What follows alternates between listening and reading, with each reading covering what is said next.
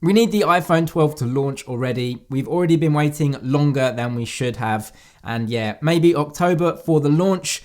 But it looks like Apple are going to surprise us once again. More information about, well, the naming schemes of these phones, more information about the hardware, and tons of other Apple leaks. So let's get right into the iPhone 12 and that new naming scheme. So let's start with this leak from Love to Dream, who has a pretty good track record when it comes to iPhone leaks. And he's telling us now that the iPhone 12 series naming scheme is going to be like this. iPhone 12 Pro Max, that's the 6.7 inch version. Then two 6.1 inch versions we know are coming. That's the iPhone 12 Pro and iPhone 12, not the iPhone 12 Max. And then the smallest version, the 5.4 inch brand new form factor, the iPhone 12 Mini.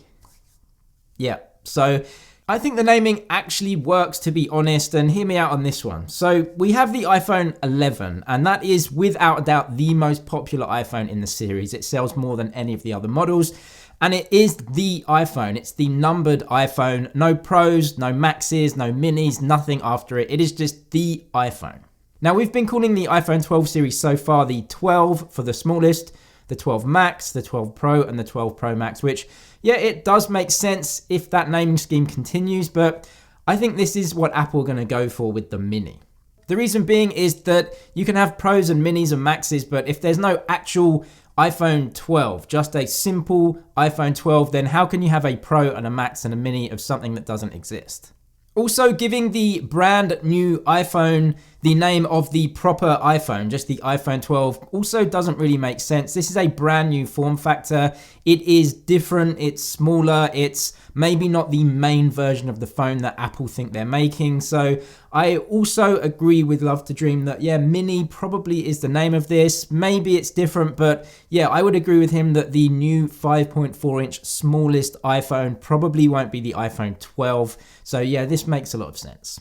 And also remember those rumors of smaller notches in the iPhone 12 series this year. Well, yeah, that's not happening, at least according to all of the most reliable leakers like Ming-Chi Kuo, who basically said, yeah, it's just the same notch that we're getting as we have got in the iPhone 11 and so on. But according to him anyway, this 5.4 inch model, the iPhone 12 Mini, as I'm going to call it now, actually does have a smaller notch.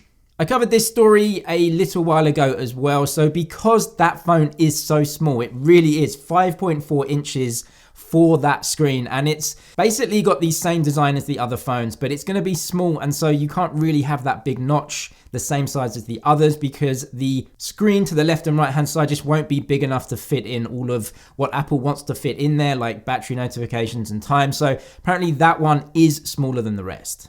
I also wanted to highlight in that report as well from Ming-Chi Kuo, he was telling us, yeah, 120Hz is dead on the iPhone this year. None of them are getting it. It's just something that Apple a long time ago decided against for various reasons. It's hardware issues, getting the parts, and don't expect 120Hz or high refresh rates on the iPhones this year. I also want to highlight this tweet though from another leaker who we do need to take with a pinch of salt, not the best track record. But the reason I mention this is because it does match with something that Ice Universe said, who is a trusted source, basically saying that there may be some sort of silver lining with high refresh rates. So what this points to is maybe a really high-end model like a Pro Max, and we've heard that there may be two models of each iPhone this year, a sub 6 GHz 5G version and a sub 6 plus millimeter wave 5G version. The millimeter wave plus sub 6 is going to be more expensive. It's going to be a slightly different phone to the sub 6. Still don't know if this is going to be coming to different countries and what the setups will be, but I guess there is still a possibility of maybe one phone having some sort of higher refresh rate or an option to activate this.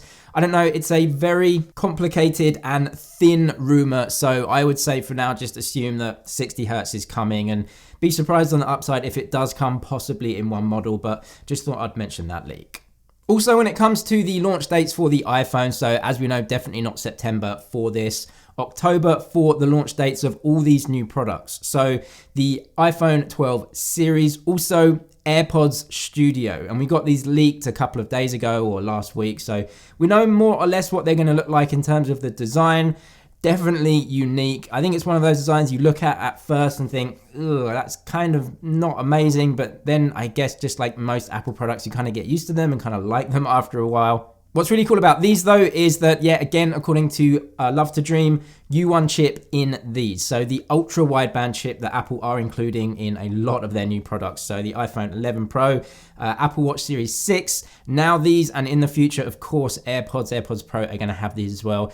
It just enables absolutely precise location. So these AirPods Studio are gonna be reversible. You can wear them basically this way and that way backwards, and they're gonna know where they are on your head just because of this ultra wideband chip. Also, you're going to be able to locate these very easily, and this feeds through to AirPods, so they're so small, but being able to locate them where they are is obviously just very useful for users. AirTags, also using this ultra wideband chip, are going to be coming at the event, and this is something that Apple need to produce. It's kind of strange for Apple to produce such a small, low-cost item, but it is only because of this U1 chip that they need basically most Apple users to have, so that they can enable all of this location services. So at the same launch event, but in terms of the iPhone 12, possibly a staggered launch for these. And we also have some really cool news about mini LEDs, and this is a new technology that Apple are using. A new report from Ming-Chi Kuo says that Apple's supply chain when it comes to mini LED is firing on all cylinders. Everything is going great, gangbusters. So yeah, Apple are going to be putting this in products in 2021 instead of the possible 2022 timeframe. So mini LED is kind of an upgrade to what we would know as LCD displays, what most people call LCD displays. So that's in MacBooks and iMacs and iPads, big displays. Apple currently uses LCDs, as we call them, which is basically a massive backlight across the whole panel of the display. With mini LED though, instead of having one huge back panel, you have thousands of tiny mini LEDs that can light different parts of the display individually. The benefit of this is that it will behave more like what we know as OLED displays. So the iPhone 11 Pro and Pro Max have OLED. So you get deeper blacks, very dark blacks, higher contrast, better colors overall. Apple are planning to put these mini LED displays in the 12.9 inch iPad Pro, iMac Pro 27-inch, 14.1-inch MacBook Pro, 16-inch MacBook Pro, 10.2-inch iPad, and a 7.9-inch iPad mini. So it looks like the displays that we know as LCDs are going to be phased out by Apple starting next year with these mini LEDs. And that means those products will have much better screens, higher contrast, better colors. So definitely looking forward to that. And lastly, if you want some how-to videos on iOS 14, also how to get custom app icons and edit and add widgets in iOS 14, I've made a couple of videos on that. I'll leave them in the description below so you can go and check them out if you want to know how to create some custom home screens and custom app icons in iOS. Absolutely mad. 2020 is a crazy year. That's it for this one though. Give it a thumbs up if you did like it, and I'll see you in the next one.